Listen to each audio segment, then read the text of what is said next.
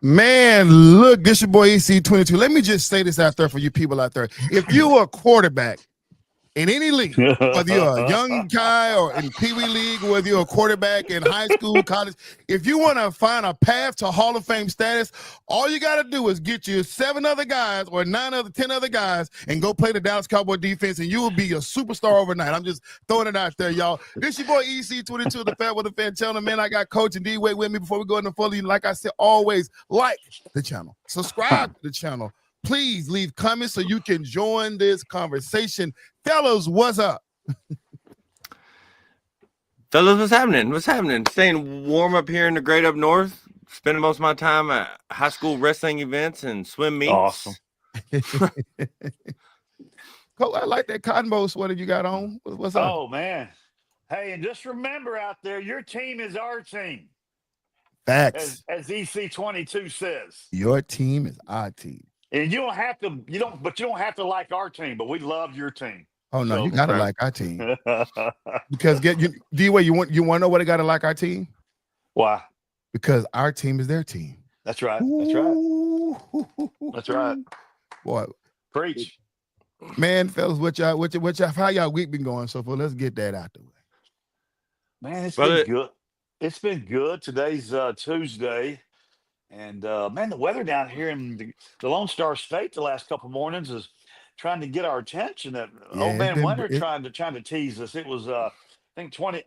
It was 29 Sunday morning when I was up and out and about, and it was 28 Monday morning when I was up and out and about. It was a little bit warmer this morning, but of course I like the cold weather, but I don't want to stay here forever. But I certainly don't want Great Falls, Montana cold weather. But I want Texas type. Well, J-Dub got another type. He got another type of report for you for what they had. Yeah, we can't relate to that. So it's actually it's warm by their standards. It was 55 degrees today, and but the crazy thing was I got to experience the Chinook winds for the first time. It was 5 degrees Friday morning. And it was up to 62 degrees by Sunday noon. All the ice, all the snow, everything melted in like a few hours. And it was like, did that even happen? Or was I dreaming? That's a nightmare. But I mean, so it's been fun. If the wind would quit blowing, I'd be happy up here. Yeah. And actually, it's been blowing here for a minute too today. So that's why I've been inside. Well, I had to make a run to Paris, Texas, y'all. For those of you who are looking to get your license renewed, please do it early, because they got this new thing to where you have to set up an appointment, and it is problematic here in the DFW area to get in. They're thinking like 2 or 3 months out, so we had to drive all the way to Paris, Texas, just to get my wife license renewed. It was a fun drive, though, man. It was real cool, but yeah, it's not too far away, just an hour and a half away, but that was crazy. That's crazy. What's going on? Thank you, Justin. JP in the house. Good evening. JP, what up, brother? Look at that little. I know. Hey, you better leave JP alone. Look at that little profile picture. I think I might know that. That might be one of my favorite bartenders here in the area. So, yes, sir. But I'm just looking for. I was looking for the puppy dogs, man. He's got enough puppy dogs just for a starting 5 that can compete with a lot of NBA teams almost. So, facts. Hey, let's run down some give you guys an update on the high school, college football. All the teams that FairWeather Fan was rooting for, they all made the state finals. You're talking about starting the class 4A Division I. Kilgore is the team we was rooting for. We want them to beat Stephenville. They're playing on the 19th. Was Friday at 11 a.m. Class 4A Division II, we was going for Carthage. They're playing West Orange Stark, also Friday at 3 p.m. Class 5A Division I, right here in Frisco, Lone Star versus Smithson Valley. No, we're going for Lone Star. Some of us were going for Alito. I'm sorry, but so maybe we would split on that. My bad. That's right. But yeah, Lone Star beat Alito. They beat Alito, right? Yep. Okay, then versus Smithson Valley Friday at 7 p.m. Class 5 Division 2A. My alma mater, South Oak Cliff, went down and did what they had to do. Down there playing Randall in the state finals Saturday 11 a.m. I'm gonna do my best to try to go versus Randall. 6A Division I bracket. Duncanville outlasted Allen. Can you believe? And they're facing North Shore on December the 20th, Saturday at 3 p.m. And then that wild viral moment with the coach over in DeSoto beating us, South Lake Carroll. They're playing King also on Saturday at 7 p.m. That's going to be a wild schedule up there in Jerry's World, man. All those Metroplex games, that's going to be crazy. But hey, that's our college football update, man, and we enjoy. J-Dub, what's been going on in the volleyball world of volleyball, man? Brother, not much. And again, the only reason I was interested is because it's Texas A&M, and because both the volleyball and the football were still up for a national championship, and A&M still in it. So they played Thursday. Okay. I'm sure one of your next questions is, what are the other three teams in? And I have no idea how to answer that. But I do know that A&M is still there. So if they win, they'll obviously go to the championship game, and we could still hold out for a double Texas fall sport sweep. I'm gonna throw this question around to you guys. We know some NFL teams still need some quarterbacks. You know, we joked about the whole play the Cowboys situation, but man, okay. So the Heisman winner today is. How do you rate the Heisman winner this season for college? I mean, was that Mendoza? Yeah, I don't think there was any clear-cut Heisman this year. There was nobody setting the world on fire. There was nobody nothing. I feel like Mendoza's Heisman isn't even Mendoza's. I feel like they gave it to Indiana. Yeah. So I mean, he's had a phenomenal year. He's doing all the things he needs to do, but is he clearing away the best player in college football? Is that what you're telling me right now? Right. So I was rooting obviously for Texas Tech's linebacker, not because it's just a Texas Tech person, but because I always think the defensive players don't get enough publicity for Heisman voting, and it drives me crazy. So, but he's the best player on what we are calling the best team. So it makes sense, but nobody was dominant. I guess that's the last thing I can say. Facts. Man, look at JP throwing some college women's volleyball stats at us, man. I said, what like is a JP versus JP? Yeah, said that's the first time. Put that back up there. Yeah, first time that A&M volleyball beat Nebraska. I think it was the first time they've lost even a set all year. And wow. he's a big Nebraska Cornhusker fan. And then not to be confused with my other buddy JP, who is a big Boomer Sooner guy. So, well, I guess Sooner. He I'm said Boomer, I say Sooner, just like that. So, Jay, to answer your question, J-Dub, A&M women are playing Pittsburgh women, obviously. Okay. Yeah. And the other semifinal is Wisconsin and Kentucky. So we've got two SEC schools, one Big Ten, or is that two Big Ten schools? Is Pittsburgh in the Big Ten now? I thought they were still in the Big East. Oh, I think you're right. I think Pitt's in the Big. Yeah. So we got SEC represented, Big East represented, and Big Ten represented. So it should be fun. I just like when that happens, when a college has has success with multiple sports at the same time, and I'm sure the vibe down there has to be, just off the charts. Yeah. Well, it's been a minute. A long minute since I've been to a women's collegiate volleyball game or match live.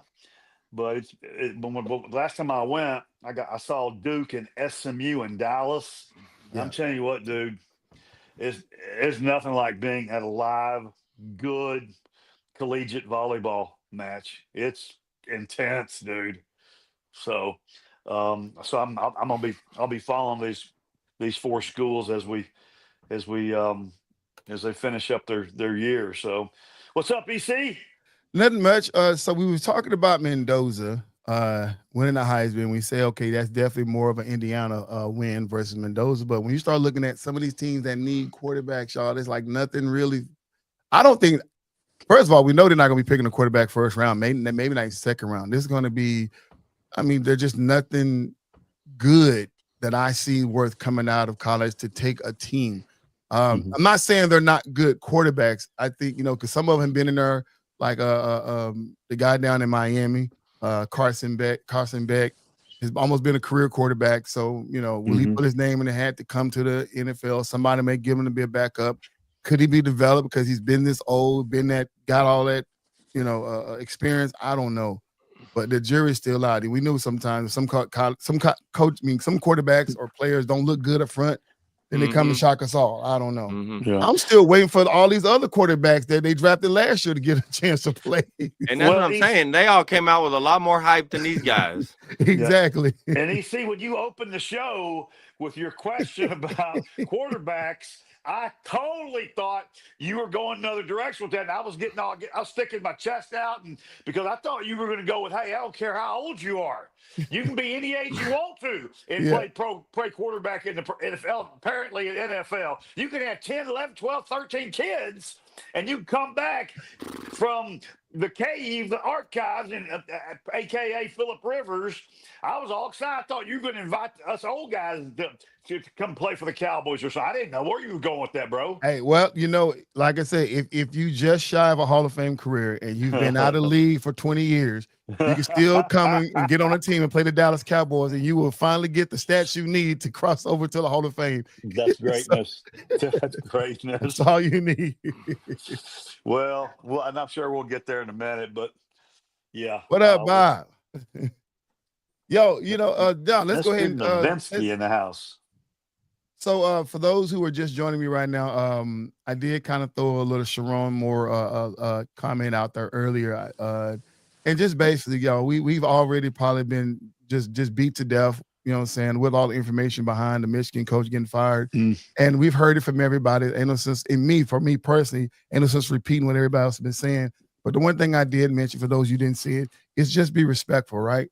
Offer grace in the situation, right? We may not have made the same mistake that he made, but we made some mistakes. And the one thing that I said is, God will put all our mistakes on Facebook, on YouTube. We probably be going viral with 2 million views in 1 hour. You know what I'm saying? Man. So we just need to be careful now, right? It was all shocking up front, but now, like, just be careful on how we judge and how we criticize, because people are in the weeds getting real nasty, and forget that there are lives affected, not just his life, his wife's, the whole in-laws, the young lady the lady he was fooling with, her family's all getting drugged through the mud. Yeah. It's a lot, because people choose sides in situations. Yeah. You got families Sharon Moore are probably throwing death threats to a young girl, So it's real getting nasty. If y'all can have a comment if y'all choose to. If not, we can move on. I'm gonna say one thing real quick, and Yes, I have no judgment. I have zero judgment towards anybody involved in this situation. Here's my gripe: is that how many times has this happened now in the last handful of years? They act like it's new, right? My point is you can't hide it. I don't care who you are. You ain't 007. You ain't none of these guys. It's all, especially in the day of social media, somebody's gonna find out something, and then it's gonna be blasted. So, I mean, I hate it for him. I really do. But I'm not judging. But at a certain level, I mean, you gotta start protecting you and your image more than enjoying any extracurricular activities. Facts. D-Way, you want to take a stab at it? Well, nobody can say what they would have or would not have done because they're not that guy, and they're not in his shoes, and that they're not in that situation, and I don't condone or any of that kind of stuff, but I just know that we've all made choices and decisions that we're not proud of, and that we wish we could have had a do-over on, and so I like what you said. You see, no judgment, and no stones, and there's going to be enough haters and people out there, jokesters out there doing their thing, and that's fine too. But for me and my house, for me and my fair weather fan buddies, we're going to be respectful. So, good evening, Lou. Yes, sir. Appreciate that, D-Way. Yeah. Let's go ahead and just hit it real hard. Man, the same old Dallas Cowboys, man. I don't like. Y'all, the same old Dallas Cowboys. How? Prime time, Sunday night football, we lose to the Minnesota Vikings. I don't understand. J.J. McCartney was was probably about to get benched and probably traded or sent packing, Yeah, whatever. yeah. Are you talking about resurrected his career, did they? If your offense is struggling, especially in the air, then you circle that Cowboys game because that's your turnaround game. Yeah. That's the game that you can get your season back on track. That's the game the Broncos got back on track. I mean, it's the secondary, and as athletic as they are, and I'm not a secondary, and I'm not saying I could do any better, but I'm not getting paid to play secondary either. And they just are in the wrong place at every play, I feel like. I tell you what, and that's I won't beat it to death, but I'm gonna steal something from that I've heard my nephew say. I can't even count how many times I've heard him say. Wait, but hold on, Jonathan G, stupid. Why is it okay to get a hooker, but not just a? Because we know these people. Because we pay them to leave. We don't, right? Jonathan G had to go there. He had to go there. Jay does say, said, you pay him to leave. You know, we don't pay him to lay down. We pay him to leave. So, there's, but I agree with you. I mean, did y'all remember the movie where Chris Rock was the president, head of state, and they had a whole team because they got tired of the controversy, so they just kept a team of side pieces and, to get out in front of it. These college coaches are going to have to just group together if they're going to keep making iffy decisions and help each other out somehow. It's every season, sometimes a couple times a season. And y'all listen to bring clarity, right? What that man, how he live his life, or how any other coach chooses to live a life, they're stepping out on the wives, which is definitely immoral. But that's not the issue. The issue is that you did it with a staff member. All these women in the world, like this is, for y'all who don't know, this is not just college rules or professional sports rules. This is every job. It's that you work at. You cannot date a subordinate. So this is nothing new. All of us don't get surprised. No, you cannot. If you're a boss, you know what I'm saying? Now, if you're just a coworker, somebody equal, that's fair. But if you're a boss, you cannot date with somebody that's a subordinate. It's just as simple. It's a conflict of interest, and it's against every company's policy. So everybody be forgetting that, right? Where that man chooses how he live his life, if it was just him cheating on his wife, we probably wouldn't have heard this in the news because he wouldn't have got fired, right? But that's the reason why he got fired. Go ahead, Jada. If it's a subordinate of any degree, it's not going to end well, however it ends. There is no good ending to this situation, right? I mean, listen, it's bad. It's bad, but Jonathan hit it right on the head. That's right? He got caught up. One bad decision led to the next one, and then now all of a sudden. Yeah, I mean, I agree 100%. All we can do is pray for his family. Exactly. Which is what EC said earlier. Yeah. But what I was going to say, Great Nick, someone said, don't go sleep with somebody that has far less to lose than you. Hey, real talk. I mean, y'all. And I love the conversation behind that. I know we're not going to be here today, but it's just when people get out of the weeds of trying to get clicks and likes, when people get out of the weeds of choosing sides and what's fair and what's not fair, bringing up race narratives and stuff like that, this is a teachable moment for all of us, right? Bringing back what Nick Saban said, hey, if you're going to do it, at least do it the right way. You know what I'm saying? You shouldn't be doing it all, but if you're going to do it, make it make sense. Even Jonathan talking about, even with Jada, was like, hey, we pay those girls to go away. You know what I'm saying? Like, we don't condone none of that. You know what I'm saying? It's all married men. But at the end of the day, it's like, if whoever chooses to do it, man, don't lose your livelihood over that nonsense, right? That was just a lapse of judgment. And I can spend a whole lot of time on the mindset he must have had and how he dug into that. But that's a whole, we ain't here to be psychologists on the show. We're here to talk football and basketball sports and stuff, I'm trying to finish what I was going to say. Go back. Cowboys, man, I know. The goddamn Cowboys, man. But my nephew said that at the end of the day, if you're good enough to make a professional roster, that means you are a super duper star. Okay? Yeah. So, and I believe that. he says Uncle David, the 14th or 15th man on an NBA roster and never even gets on the floor is a superstar. Yeah. And I agree with that. I totally on board with that. And if that's the case, why do these defensive backs letting these receivers run by them like they're not even there? I mean, it's one thing if you're open a little bit and they throw a good pass and you make a good catch. But these guys are open 5, 8, 10, 12 yards open behind defensive backs. That's not a defensive coordinator's fault. Right. That's somebody back there just not being real bright. Okay. Yeah, and I'm with you. I have to always control myself to make sure that I don't call a professional player trash or not good or can't play the game, right?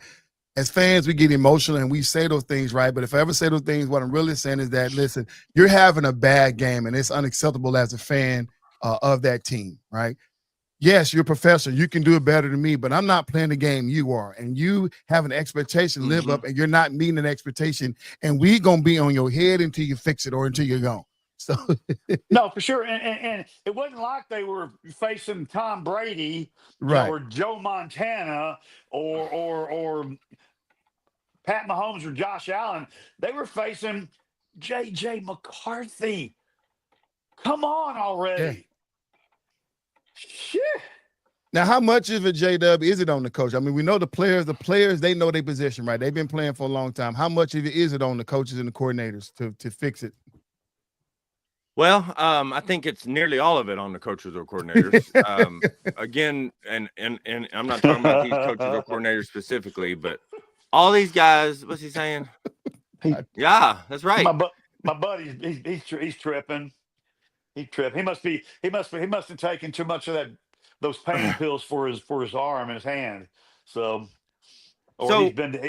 at Flying Saucer tossing them back. So. He said professionalism doesn't. You got the job. He said doesn't mean you're good. It means you just got the job. Yeah, but I'm saying, I mean, you can go watch a 7th grade B team game over here at Louisville High School, and those defensive backs know one thing and one thing only: you don't let anybody get behind you. Yeah. Okay?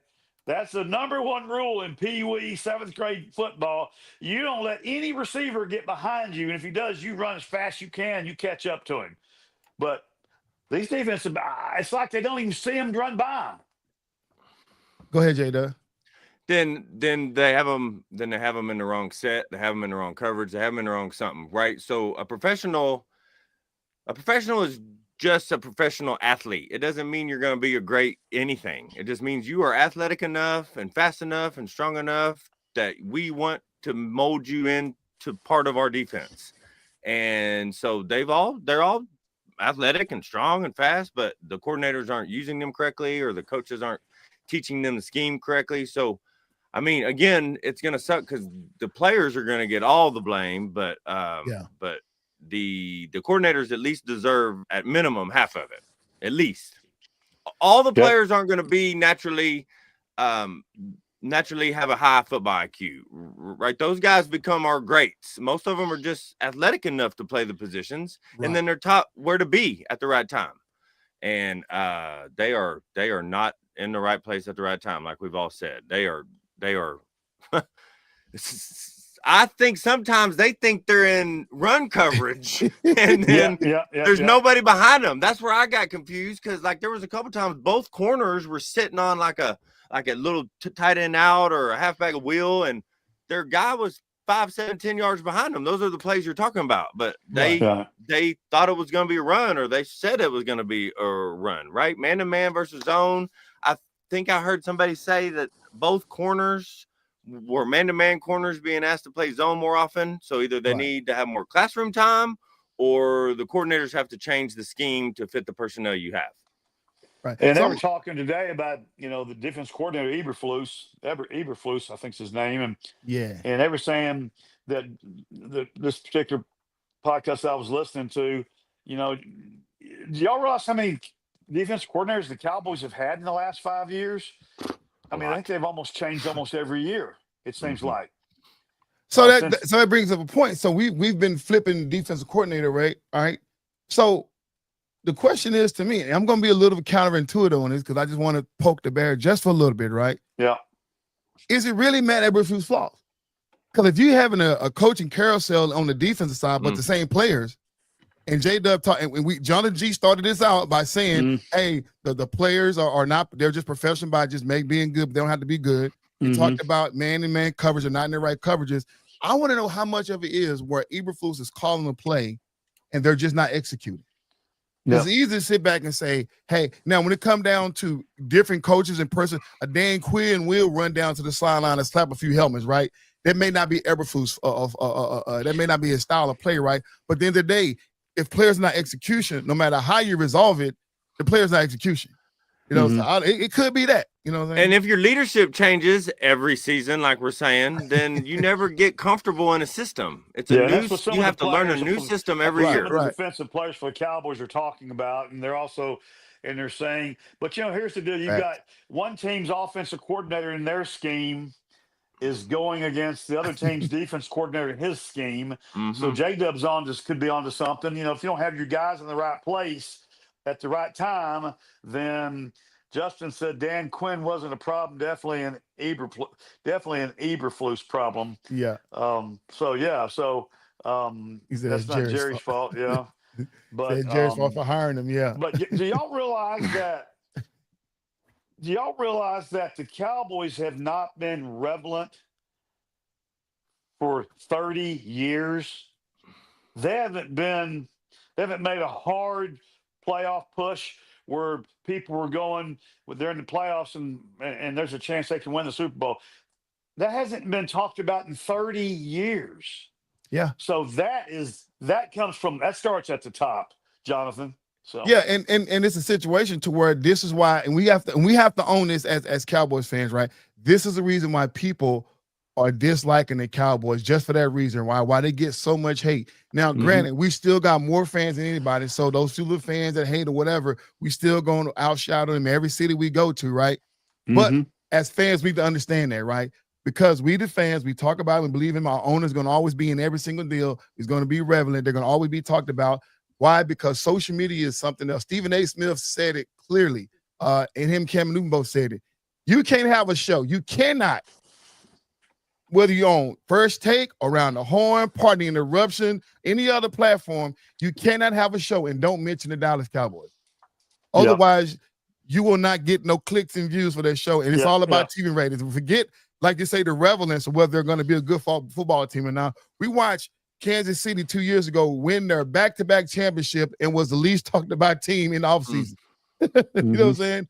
We watched Philadelphia just win one last year, and the whole narrative is Jalen Hurts still a top-tier quarterback, but yet we're still waiting on what the Cowboys doing. That's just what that is. That's the unfortunate part about it. But I still think that, and there's going to be a lot of people come at me right now on this, and that's okay. That's what this show's for. Okay, I'll welcome to hear all the slack I'm going to get here. The flack. Hold up, D-Way, real quick. I'm trying to figure out what you're going to have to be a little bit more explanation. The Cowboys have been competitive for the most part, just not Super Bowl competitive. Well, I mean, McCarthy won, I think, back-to-back 12 games, if I'm not mistaken. So, okay, all right then. And so he does have a point, Okay, but go ahead, Jake. Go ahead and finish your statement. Where was I going with all that? You're gonna get flack and hate, and you don't care. Bring it on. No. Here's the deal. Okay, I believe that EC, if you were the head coach of the Cowboys, and if J-Dub was the defensive coordinator of the Cowboys, I believe this with all of my heart. And if I was the offense coordinator with the current players that we have, then we could win just as many games as the coaching staff that's there right now is going to win this year. And you know what I believe in all my heart? If I was the head coach and J-Dub was the defense coordinator, you offensive coordinator, one of you guys be taking my job in 3 years because I'd be ready to go. Give me my money and I'm out. Because, but we did say at the first of the year, you said they probably win 9 maybe, and J-Dub said probably 9. Yep. And I said they'd be lucky if they win 8. And I still think they'll be lucky if they win 8. And listen, this is the crazier part about what I love about our Dallas Cowboys fans. Every show I've been on, every podcast I've been on, none of us rated them high. None of us rated them to win no more than 10 games. And all of a sudden, when you see it happening, it's like, oh my God, why Cowboys such as bad? You didn't think they was going to be this good. So they lived up to your expectation. And all of a sudden now we're in our feelings. You know what I'm saying? But that's the nature of being a Cowboy fan. Yeah. And Jonathan G makes a good point. Let's see what Lou says. Yeah. JG is saying that the Cowboys will, for the most part, be competitive enough to win in the regular season, enough to qualify postseason. But when the playoffs come, falling short of the Super Bowl for the past 30 years. Yeah. And we all know that the playoffs define you. Okay. They define you because that's when the second season starts. Yeah. And as bad as this is going to sound, I don't care how many games you win in regular season. I care what you do when the playoffs start, so. J-Dub, it's on you, brother. Bro, you can tell this is a Cowboy-centric podcast. We've spent the last 15 minutes talking about a 6-7 team. I'm like, are y'all kidding me right now? Yeah. Hey, for those who don't know, I'm gonna tell you what J-Dub is saying. This podcast, FairWeather Fan Podcast, is not intended to be an exclusive podcast of one team. I very spend as much time talking about one team. Definitely the Dallas Cowboys. I think there are more teams, like Coach said, that were relevant to talk about. However, this particular episode, I wanted to just dive in a little bit more than usual because of, the hopes we had with the changes to defensive line, winning a few games, and then turn around with everything. I got into, I talked about how the defense situation with Quinn Young-Williams wasn't going to pan out. Not to say he wasn't going to be great, but I also talked about the fact that it's not going to fix the defense. But I ate my words last week, and now I'm spewing them back out again. I vomited the word back up, and then it's back to the same old. The defense, what they didn't help. It didn't fix, right? So that's the reason why I'm spending a little more time on there because, I feel like I want to be right in the situation. But with all that being said, let's move on to another topic. We got to talk about these guys because they need to be talked about, man. Listen, the Kansas City Chiefs. Oh, my God. Hold on. One last comment. He said, how about those? Yeah. Houston doing it.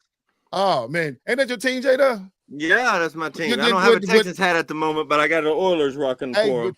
Let's go ahead and talk about that before we get to the Kansas City Chiefs, man. They have found their glitch, man. Their mojo, man. They are a scary team right now. They still have some holes. CJ's playing better, but he's still his rating, his completion percentage is all over the map. I don't know if y'all remember, but there was a few weeks ago, the week that Nico Harris was hurt. Not Nico Harris. Collins. I'm sorry. Nico Collins was hurt. And I said it was probably going to end up being a good thing because he had to start spreading the ball around a little bit better. The offense had to start including other people. Well, a big 6'4" rookie, Jaden Higgins, has found his stroke since that game. Dalton Schultz has been playing better, about the same all season, 8 to 10 targets a game. But anytime any defense leads every statistic or is in the top 5 in every statistical category, you're always going to give your team a chance. Their secondary is over 6 feet. All of them have 4 interceptions. Or Derek Stingley only has 3 interceptions, but I mean, he's the closest thing to Revis Island that we've seen in a long time. They avoid his whole side of the field like the plague. So their defense is going to certainly keep them in them. Their 2 big defensive linemen are the only team that has 2 defensive linemen with 10 sacks apiece, a bunch of big 6'5" SEC boys. Let's throw up the SEC again. So they're playing lights out. And then the other thing I was looking at while the game was on is that I want to say they have the 3rd most takeaways in the season, and they're tied for 2nd in giveaways. Well, anybody knows if you win the turnover battle, I think they're like plus 14. You just need to not make mistakes and let your defense keep handling it. They got a little bit tough road. I don't think the culture is as good as they were in the early season. I said that on here when everybody kept telling me how good they were. But so the Colts should be the team that drops out, and the Jaguars and the Texans should be the team. Both of them from the South get in. So here's my problem. I say all that to say this. They're either going to have to travel to Denver, Pittsburgh, Baltimore still has a chance since they're not going to win their division. They got to travel to the Patriots or Buffalo. How is a Houston team going to play in January in the winter in a snowy situation if it snows? So that's the thing I would be most concerned about, because if they don't win their division, I don't think they get to host well, no, because that changed. So they may be able to host that wild card game. So anyway, I'm worried about how they'll travel, especially with CJ not being, a highly rated quarterback this season. So it should be fun. Houston Texans are going to pick up the slack where the Dallas Cowboys have let all of Texas down. Amen. I know, right? And Dave, for you guys that are watching, man, if y'all want to ask us a question, man, get in the comment section, ask us a question. If you want us to talk about your favorite team, man, just throw it out there, throw it in the chat, and we'll run down your team. So Denver done moved to home. The last time they played, it was a 3-point game, 18-15. So it was all the defense game you would want to see. But, man, it's going to be tough for them to travel.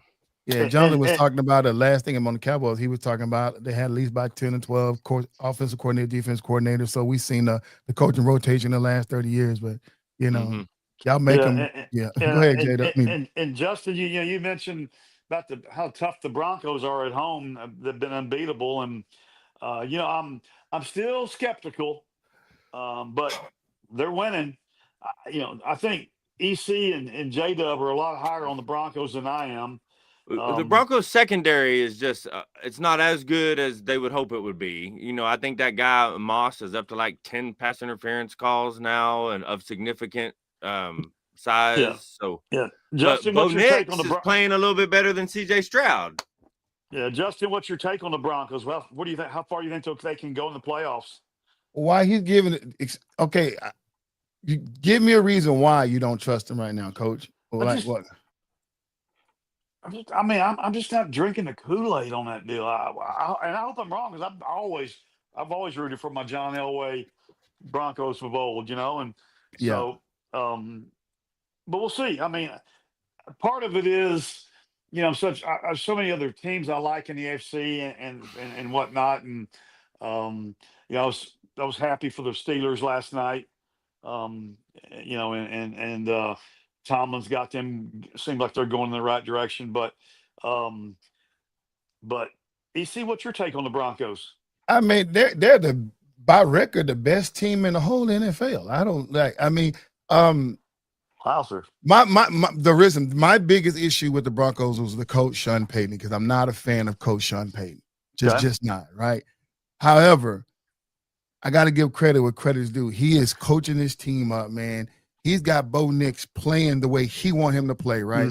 Bo Nix could easily be another Maras like he was with Drew Brees. I mean, this kid is out there, right? Obviously, because he's still young, the team they're putting together is young. We watched this team be horrible for years, for a long, long time. The quarterback situation, they couldn't get it right since Eli Manning left. You know what I'm saying? And now they finally got their guy. And once they finally got him, just a few years he's been in, the trajectory just going up. It ain't, I mean, they're a young team. It's not about this year. It's about where this team is going and the potential. All the things that J-Dub lists as far as the things that they're missing, that's going to get added. But the one problem that they need is the best player on the team to be your quarterback, and they got that. It's done but here on up. So, that's one thing I love about him. We got some comments coming in. Somebody. Now, I will say, too, the Broncos, I love Sean Payton.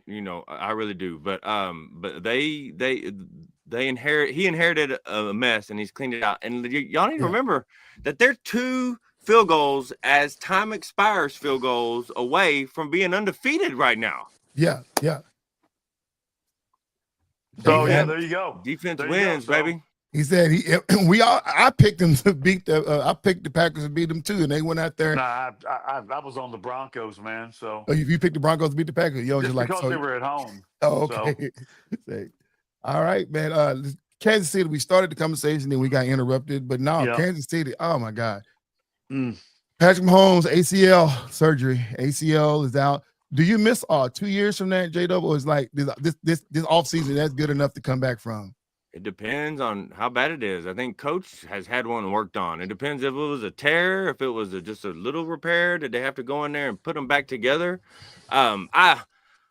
again, I'm not as hard. I'm glad the Chiefs dynasty is going to take a break. I don't think it's over, but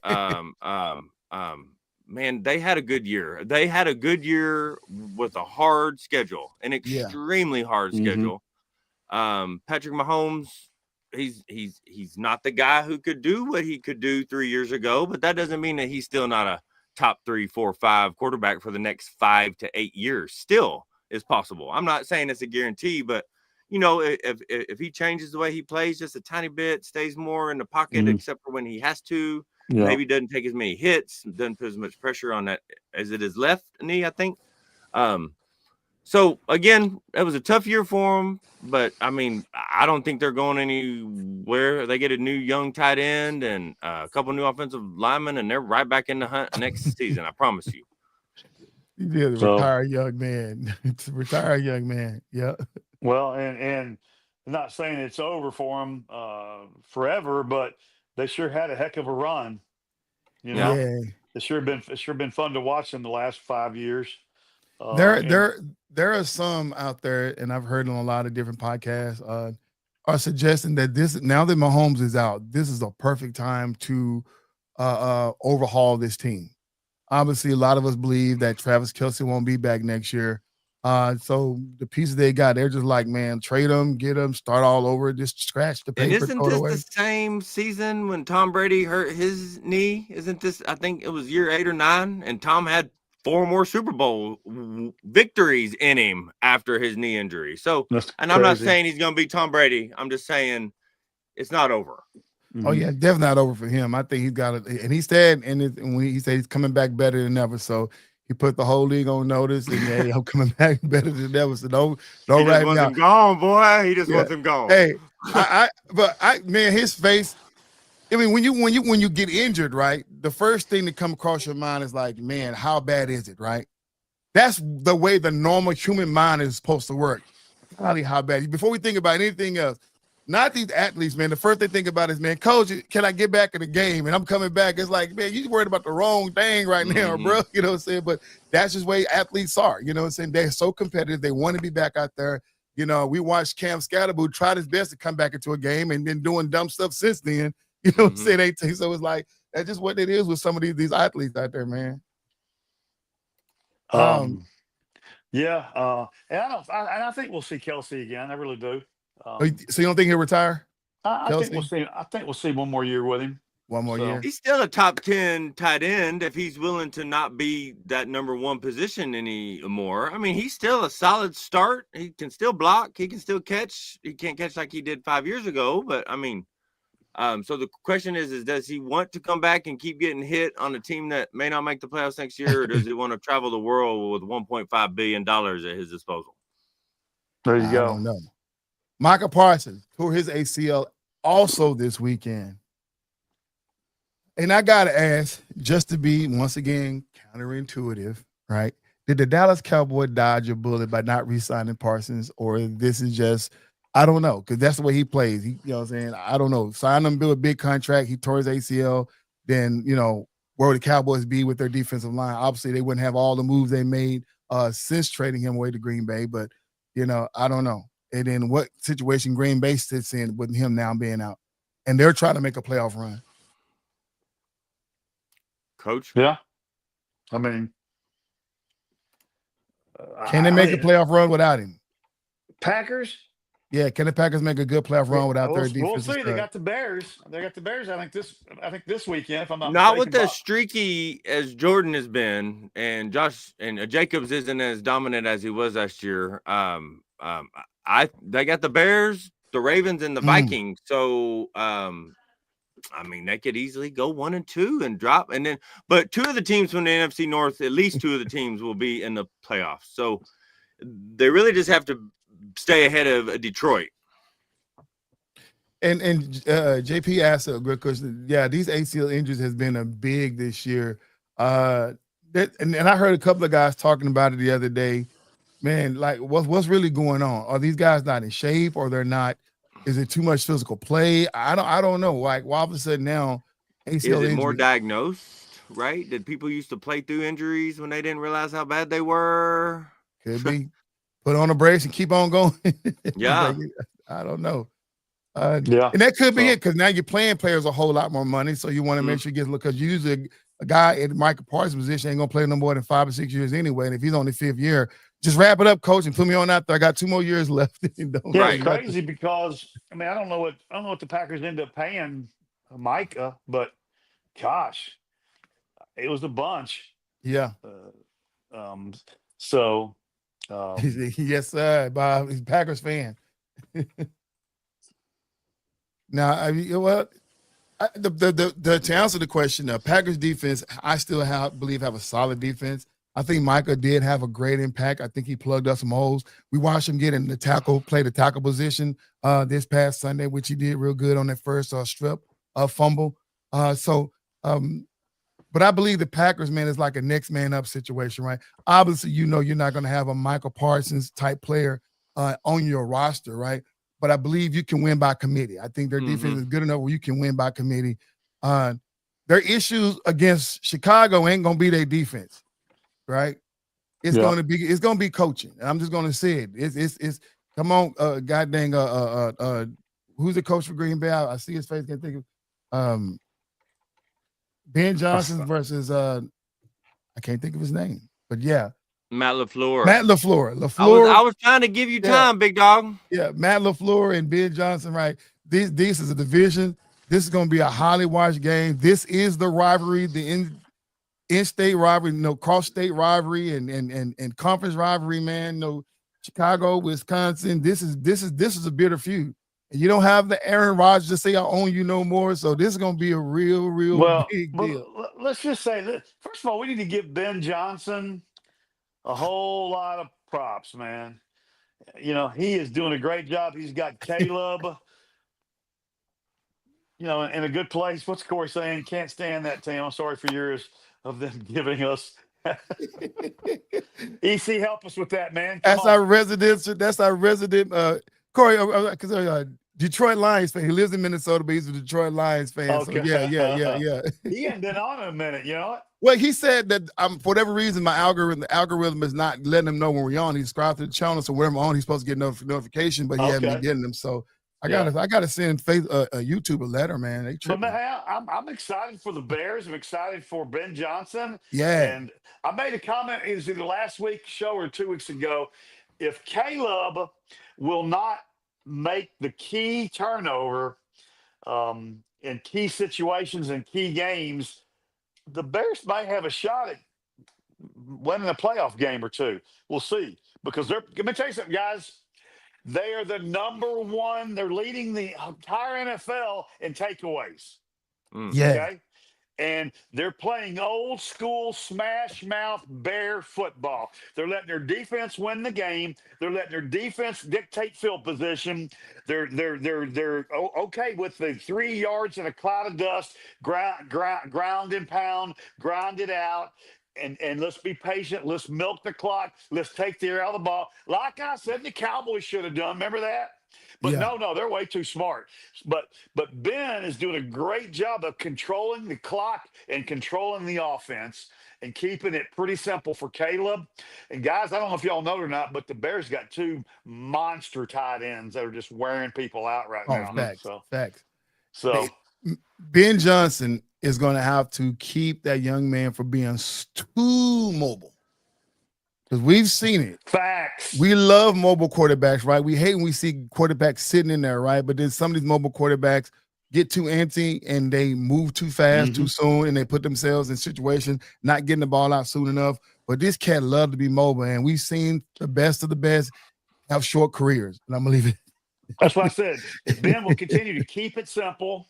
Yeah. And to keep Caleb where he doesn't have to make too many decisions, and they've done a great job with their check downs to their tight ends. Yeah. But people aren't really talking much about the Bears, so I'm curious to see what they're going to do.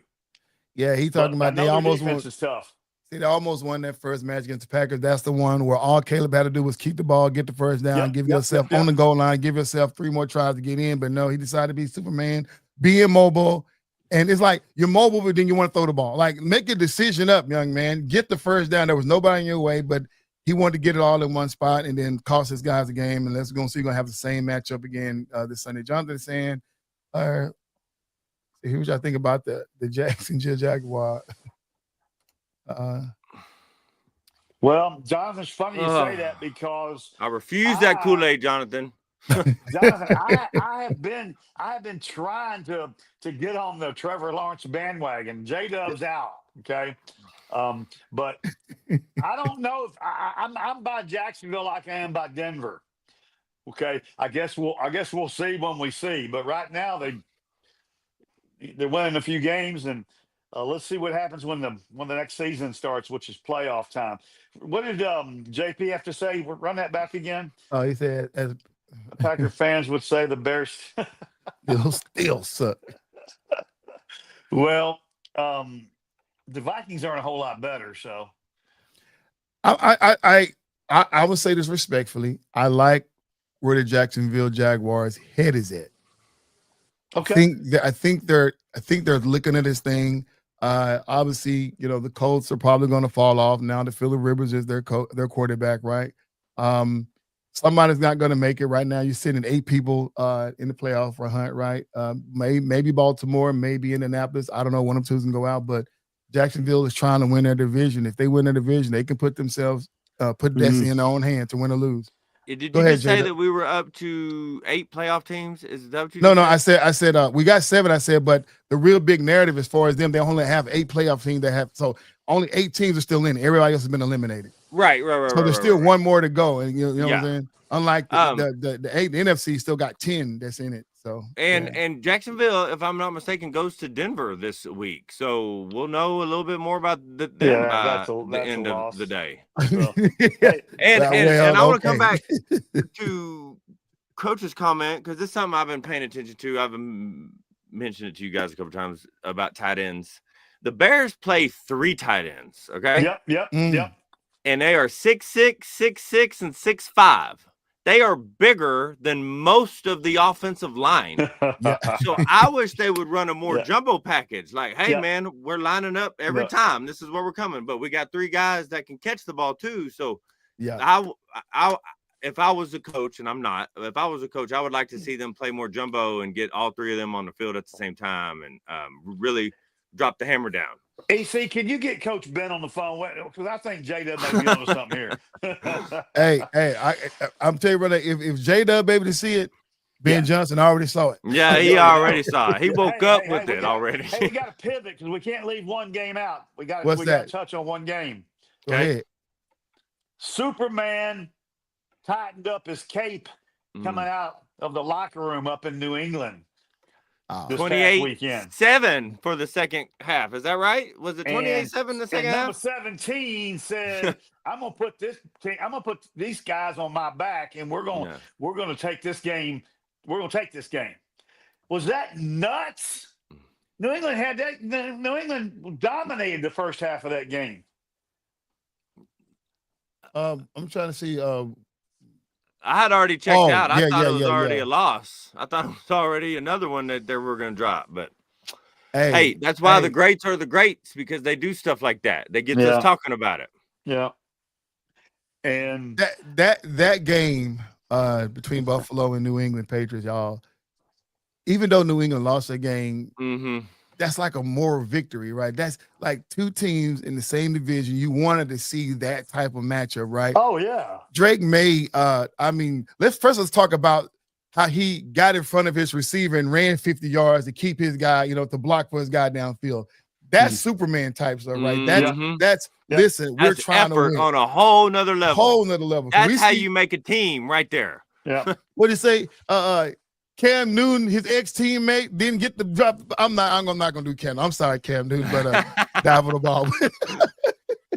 No, I'm not gonna do him, but I'm not gonna do Teddy Bridgewater like that. Teddy Bridgewater, get a block. I'm not gonna do him like that. But at the end of the day, that's effort on a whole nother level. He saw it. He there was no other block. He got out there. I thought they had the game, but man, they said I was on drinking the Josh Allen Kool-Aid too much, y'all. Once again. Sean McDermott, Josh Allen, to me, is still the best coach quarterback duo in the whole league, right? You're going to win some games. You're going to lose some games. Things going to go right. Things going to go wrong. But their chemistry. There's a coach and a quarterback out there on the West Coast playing at SoFi Stadium that would give them a good run for their money. I know that. So Mr. Stafford and Mr. Sean McVay. It's something about these Sean named coaches. Sean McDermott, Sean McVays, and they have a little different chemistry, right? Their bond is rooted in they're closer to the similar age, just by a few years, right? So they have a chemistry because they're in the same generation for the most part, and it paves the way for them, right? Since they got together, right? Yeah, works out phenomenal. But I doubt we'll get to see this, but I would give anything to see the Rams and the Bills in the Super Bowl this year. That would be off the chain, man. What makes Sean McDermott and Josh is the trust level. Josh wants the ball. Sean will call plays to take the ball out of Josh's hand as far as throwing it. When I see you out there not being accurate, when I see you making bad decisions, hey, no, run play, option, but do not throw that ball. You know what I'm saying? And the trust level, we seen QBs get salty. Yeah. When the play's coming in, busting at the sideline, calling timeout. I didn't want that. Josh Allen, like, hey, whatever coach called, you rarely see that interaction between him and the coach where they wasn't agreeing with a play, right? Yeah. That's ultimate trust, right? I love that about them. Yeah. And yes, I am fanning out. What he said, Sean Harbaugh. Sean Harbaugh. Wow. Yeah, he needs to because, well, I won't even get into that. But Justin says Phillip Rivers taking first snap since 2020 and not getting killed. Almost beat Seattle. He's still alive. He's still. I didn't think he could make the whole game. I got excited. I thought maybe I might be close to being able to still play. But man. So is this something about the Indianapolis close offensive line to where you had Danny Dimes coming up there shine, then you got an old man out of retirement for the last 5 years come up there and do his thing. I mean, that's really got to be credit to the offensive coordinators as well as the offensive line doing what they need to do to help win. And of course, the name of the game was run it. You know what I'm saying? They had Abdullah as well as Jonathan Taylor doing their thing. So, you know, it's a low-scoring game, but at the end of the day, they just did anybody get to see Rivers play Sunday? I didn't. Yeah, I did not. Did you get to see it? Yeah, man. He looked old. Ain't no sugarcoating. It wasn't like he was looking like the old Rivers from the Chargers. No, he looked old. Well, it's not like he kept playing. Like he's been sitting at home. You know what I mean? Exactly. Somebody touched him up. He got tackled, but they're gonna go pull Joe Namath out of the bleachers and bring him down there on the field. Hey, his first touch up wasn't a tackle; it was a push after he threw the ball. He threw a short drop down, and the defender came up and just tapped him, and he dropped down. Them legs gave way. I said, "Oh Lord, that would even a full contact hit, man." I don't know, Phillip. I don't know. But he stayed in there, though, man. Yeah, I don't get it, but okay. I bet his wife had her eyes closed. I wonder what that little short-lived contract looks like as far as the money they're paying him to do that. So it's enough to replace a hip, I can promise you. Hey, there's two divisions that we haven't hit. I want to hit real quick because it's just interesting the way it's gonna all come out. Right? They're both they're the divisions of mediocrity this year. But in the AFC North, it's probably going to be decided by the last game of the year between the Steelers and the Ravens. Yeah. Right? When you look at what they're most likely to do over the next 2 weeks, it's probably going to be whoever wins gets to be the divisional winner at the end of that. And the other one I was looking at earlier today, I find odd. Either it's a weird coincidence or the people who set the lines also set the schedules. The NFC South, right? Your two leaders are 7-7, and they play each other twice in the last 3 weeks of the season. Interesting. I don't think you see that very many times. No. Well, let me start with the North, AFC North. And it's both gonna be the same thing, right? For years, we've seen Cleveland just be the bottom of that barrel, and they lived up to expectation again this year, being the bottom of the barrel. Pittsburgh being in the middle, you know what I'm saying, may make the playoff one and done or may not, just out of it. But Baltimore and Cincinnati has been the talk of the whole AFC, not just the North, for years. And now it's like, this is embarrassing. Yeah. Mm-hmm. This is embarrassing for and ain't like they still got good players. Ain't like they just lost them. Of course, Joe Burrow going out, but I mean now that he's back, you still got a great offensive struggle. I mean, a team. The And now Baltimore Joe's Ravens. talking about early retirement too. I'm sure y'all caught that at some level. He's too injured. Got to live afterwards, right? Yeah. And the Baltimore Ravens. Okay, the little time that Lamar Jackson went down, this record is still pitiful. You know. Yeah. Because he's not out wet, and Derrick Henry is panning out to not to be who we thought he is. His size and age is now starting to be a factor because he can't pick up the momentum fast enough. Now, once he get the momentum, it's hard to catch him because he's a big dude running fast. But you're talking about a Ferrari on the front line versus the 18-wheeler. You know what I'm saying? Yeah. Once the 18-wheeler get rolling, you're going to break through. But the Ferrari, it hit a feather. It's going to break apart. But they can, you know what I'm saying? So this is the problem with Derrick Henry, man. I know how big you are, but, bro, it's hurting you, bro. Your size is hurting you. You know, he was able to hold off that lapse until it all hit him all during the same season. Because last season to this season, he's not the same guy. But he did it at a high level for a long time. The Tampa Bay Buccaneers, I almost was drinking the Kool-Aid for Baker Mayfield as a Sooner. That's hard for me to drink, but and I was even good with them through their 3 losses in a row. I think it was the Patriots and the Seahawks and the Rams or something like that. But, bruh, when you lose to the Saints and the Falcons in bad fashion, now all of a sudden, I'm glad I didn't start drinking it. Right. Yeah. He said, what he said? This is the parody. This is great for Fairweather fans. Not UEC 22, but just Fairweather fans in general. Yeah, it's And I mean, crazy as this sounds, I wish all the I wish all the divisions were the 2 top teams were 7-7 and had to play each other the last. That would be world, fun, you know. But I don't think that's mathematically possible. But somebody smarter than me is gonna have to figure that one out. Right. Well, but this now it comes down to who can stay healthy and kind of and get in and get and make a run at this thing, you know. And put that back up on there about Josh Allen's kryptonite. Mahomes is out of the question now. Corey, you're spot on.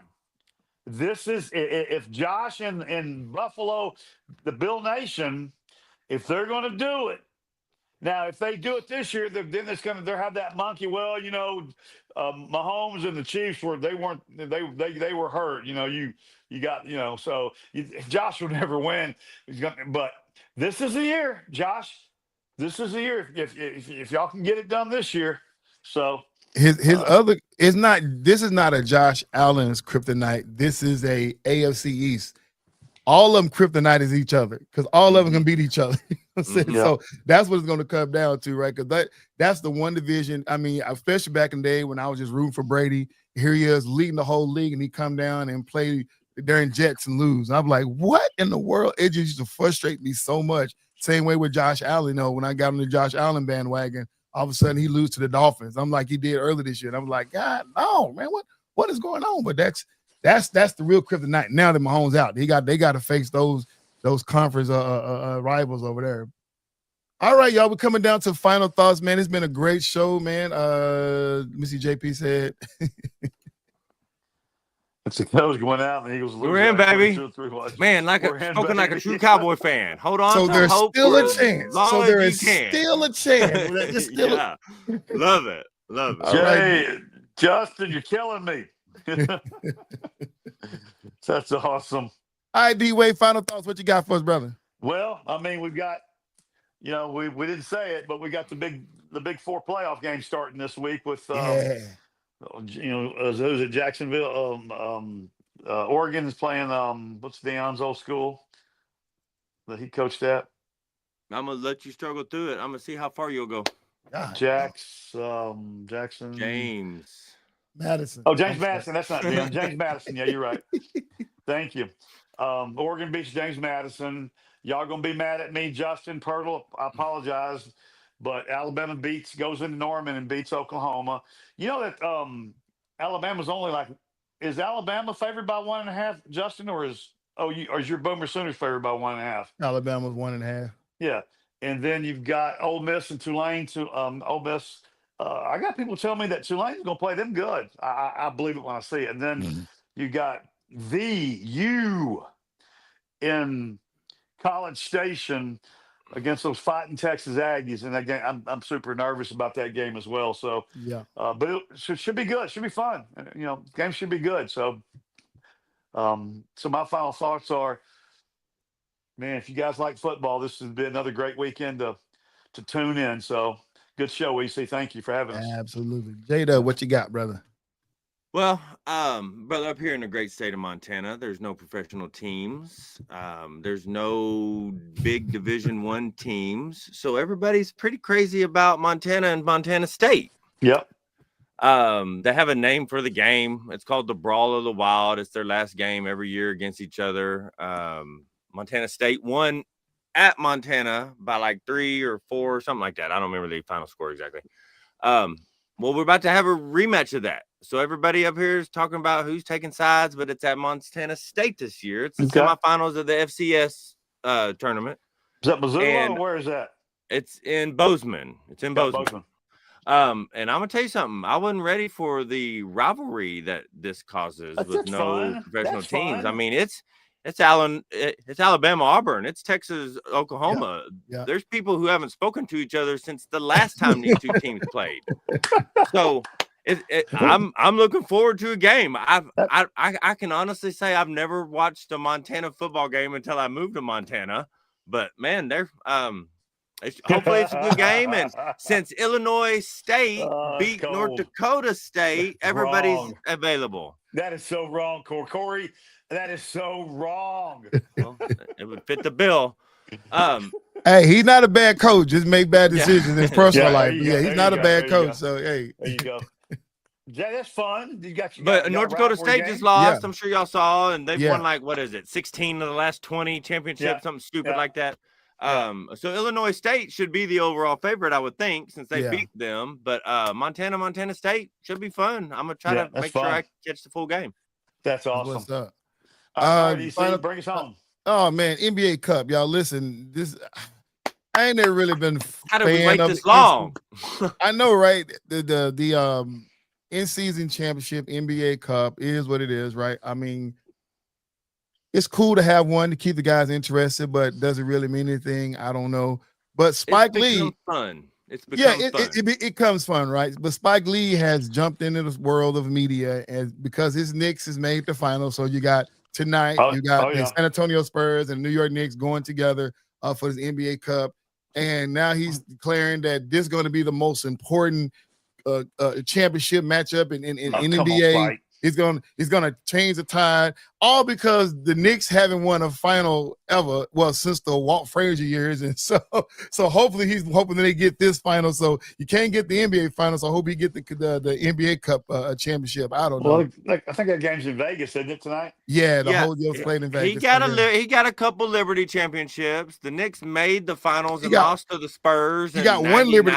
He got one Liberty. There was only one in a franchise. They won 2 years ago. So yeah, no, he's crazy. The most important game. That's ridiculous, but it should be fun. I'm telling y'all, if y'all haven't got to see Wemby, actually play in a full, not the highlights. Don't watch the highlights. Watch the man play. Yeah. It is and I love the fact that, man, he's bringing chippiness back. Yeah. I am so thrilled that I don't even know what to call it. Somebody put better words on it. The era of friendship. I don't know what you call it. When all the guys go on vacations together and sing Kumbaya and try to get on the same teams. And I want some hatred coming back. I want some. I want some. I can't wait to see you and put my elbow in your throat and things like that. Short of Malice of the Palace. Let's keep it. Let's not turn it up to 11. Let's keep it like at 7, 8. But man, I'm perfect. I think it's been fabulous this year so far. I think it's been the best. My favorite NBA year in probably a decade. Yeah, the international players, other than players from Canada, but most international players, they come over into this league and they have to fight through the starstrucks, right? Of being seeing their favorite players, the guys who they looked up to from across the waters. Wembyama came in, and from Jump Street, before he even touched the hardwood, he said, "Hey, the NBA is soft compared to the Euro League, right? Mm-hmm. And I personally ripped them up. I said, bro, you tall, but you ain't got no meat in your bone. They finna eat you alive. And look at here. He may be small and skinny, but that's a tough son of a gun. Yeah. Oh my God. He is like you Look say, he is like he that dude said, I can love you and hate you at the same time. We can be cool, but when we touch the hardwood, you're the enemy. Yeah. The dude is, I mean, they call him a Martian. They say he's not from this planet. I mean, he's from across the seas, but he may not an alien to the United States, but not an alien for real. The dude is a beast, man. Yeah. And we're seeing now, you talking about with Shea, with Luka, now Wembanyama. Are the international players taking over the NBA? The Joker averaging a triple-double again. He's averaging a triple-double right now. Hey, look, Joker ain't no joke. The Joker ain't no joke. That's what he won. What, like 3 MVPs? You know what I'm saying? Could have been 4. I mean, yeah, the international players are taking over. So here's what it is. Yeah. All right, guys. All right, y'all. This has been the FairWeather Fan channel, man. Please, before we leave, for those who are still watching, like, subscribe, share this content, but most of all, leave comments so you can join this conversation, y'all. It's been fun with Coach D-Way and J-Dub, man. Corey, thank you for watching. Robert, thank you for watching. JP and JP. Jonathan, appreciate you watching, man. For all of you who are watching the rebroadcast, man, we appreciate the love, man. Please keep showing us love on this channel. But till next week, no, hold up. Are we going to have a show next week? Because it's be Christmas, right? It'll be Christmas is on Wednesday? No show next week because I have to work on Christmas Eve and for the rest of the week. So my mom and wife are going out for dinner on Tuesday.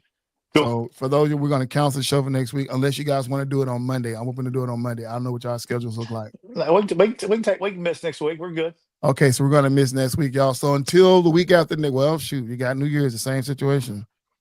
We'll figure it out. We'll figure it out. Man, there's gonna be a lot to talk about. We keep missing weeks, y'all. So if we don't meet on next Tuesday, we'll meet on we should meet Tuesday because Christmas Eve, New Year's Eve until Wednesday. So we'll see you guys in another week, man. Because we never got to talk about the college. Let's talk because maybe we can do it next Monday because there's a lot of stuff to talk about. Yeah.